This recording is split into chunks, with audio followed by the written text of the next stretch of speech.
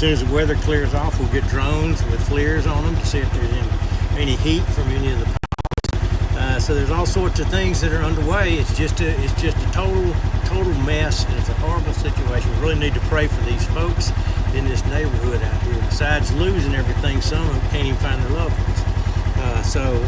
I'm not trying to overstate the problem, but I'm telling you, it's as big a mess as I've ever seen from the weather.